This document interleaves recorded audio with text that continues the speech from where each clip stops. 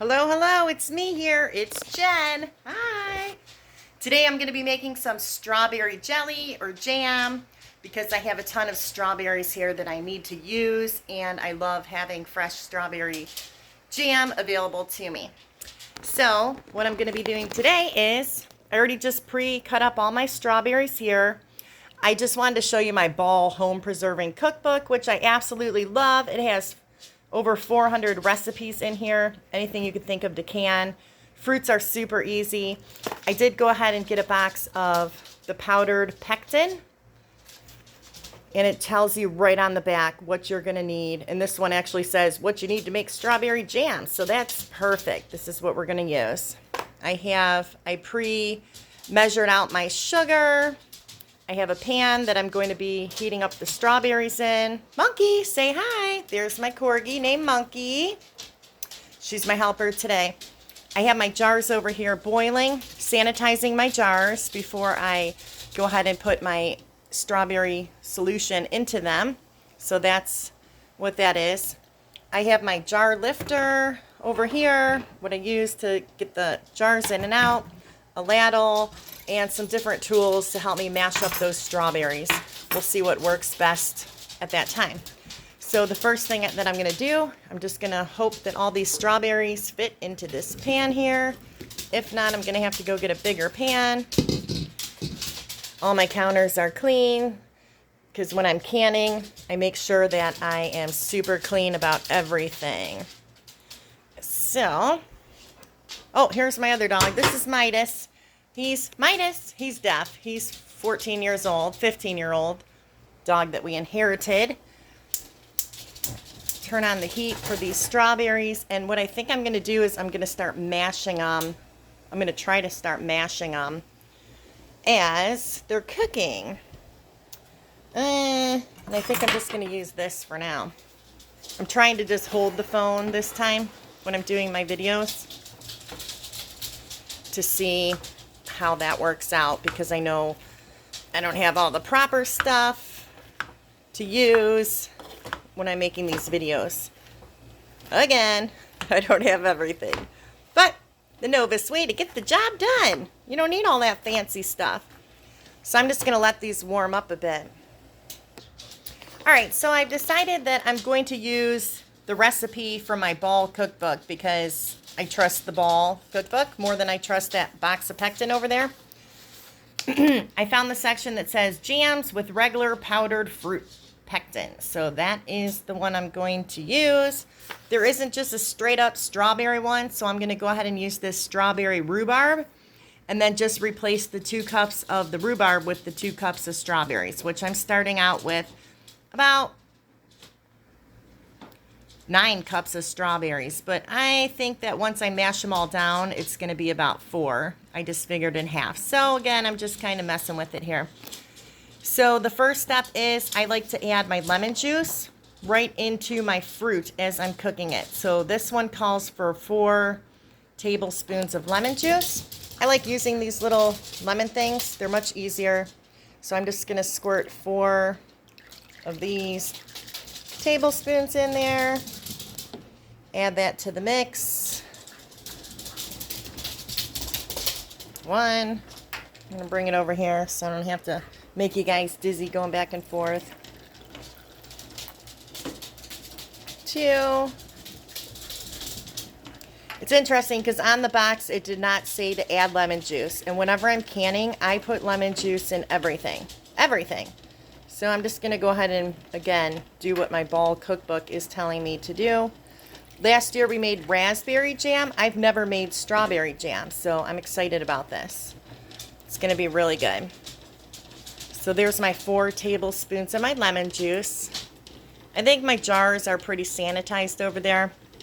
I'm going to go ahead and cut that heat off. And now I'm going to try to see how well this tool works to mash these strawberries a bit. Oh yeah, adding that lemon juice is helping it become a better consistency to mash. And as it heats up, I think it's going to be even easier to mash it down. It's already looking really good. Reminds me of like a syrup for a strawberry sundae there. I just have my heat on high for now until it really starts warming up there, and then I might adjust that a little bit. So I'm going to go ahead and let this heat up. I'm going to keep mashing it, and I'm going to pause until we're ready for the next step. All right, so I've been letting this cook for, I don't know, a minute, and I've been mashing it with that tool that I showed you in the other part of the video. You can see there's still kind of some big chunks in there, which I'm just going to kind of push down with this big spoon thing. And now I'm going to add my pectin to this before I add my sugar. So again, I'm just trying to mash some of those bigger chunks down in there.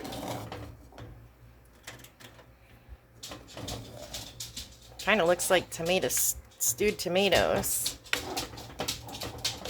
So now I'm going to get the pack of the pectin, and I'm just going to put almost the whole thing in there. I'm not going to use the whole pack because I had a little less strawberries than what the box was telling me. So I'm just going to try that. You're supposed to whisk in the pectin. So I'm going to switch out my tools. The strawberry stuff's quite a mess, you can see there, and I have this little whisk. I'm just going to whisk it in, see what happens. These strawberries were really good. They were really juicy. They were right on the verge of a couple days. If I would have left them, they would have gotten old. So I decided, I didn't think that we would be able to eat them all in enough time before they spoiled. So I said, let's make some jelly or jam. I like jam better because I feel like it's a thicker consistency, and then you have those whole pieces of the fruit in there. The whole pieces of the fruit, which I like. My kids like that too. So I'm just going to stir this in there. Make sure it's stirred in really, really, really well. And I think it is. And then it's time to add the sugar.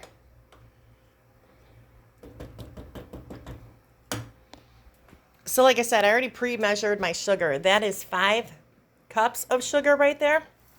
Going back to my recipe, it's saying to whisk in the pectin, bring it to a boil, and then add the sugar all at once and let it boil for 1 more minute. So we're going to do that. I'm just going to go ahead and get my sugar ready. I like having everything right here.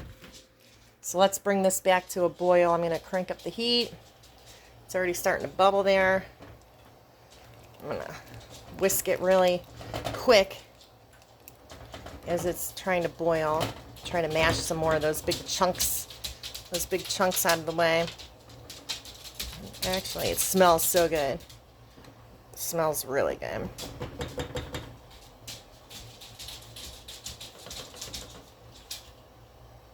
And that's good enough for me. I don't always follow the rules.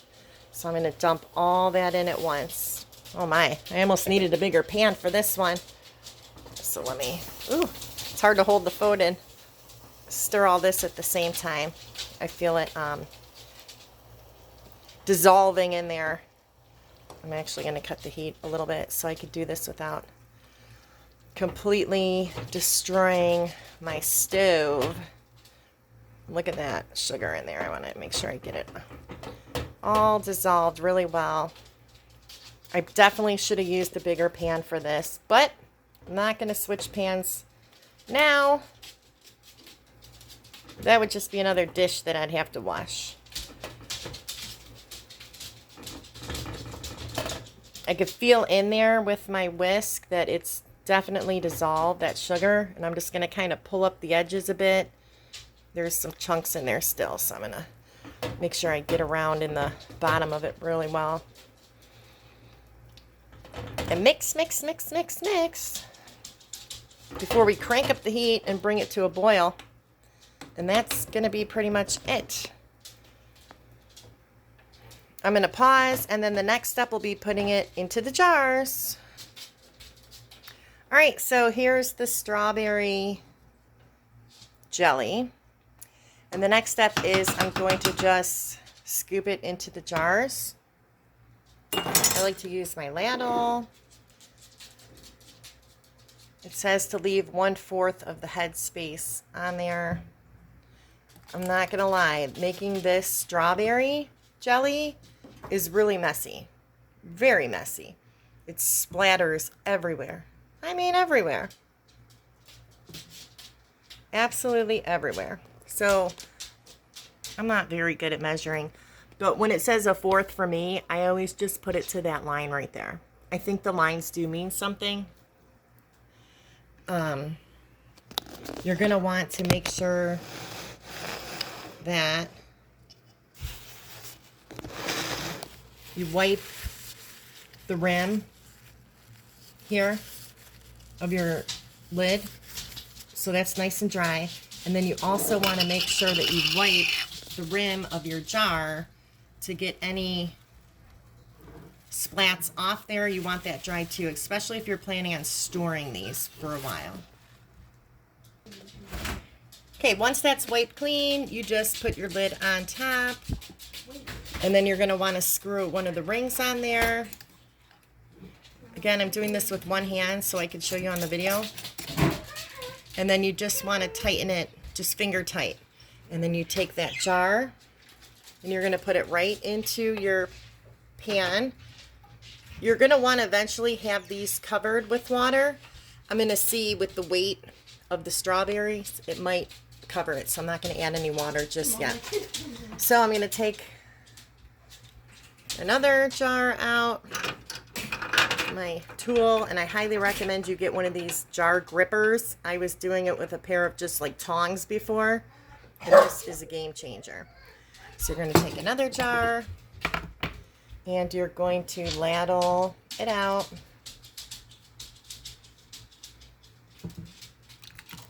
Again, lots of splash from this strawberry mixture. Very messy, and I'm sure it will stain, but that's okay. Got that one filled up. I like using a paper towel to wipe the rims off because I just feel like I know it's clean. I know my rags are clean too, but I don't know if that makes sense. Another one. Make sure I wipe that because I did wash these earlier. Just want to make sure that is dry so that we get that proper seal, because I'm going to plan on storing some of these in the cupboard, not in the refrigerator. And that's 2. And I'm going to do that until I run out of my mix and I have all the jars filled. Okay, so I have all my jars filled up. This actually filled up 9 of the 8-ounce jars, which I was only expecting 8. Once this water comes to a boil, I'll look at my clock and I'm going to let that boil for 10 minutes and then I'm going to cut it off.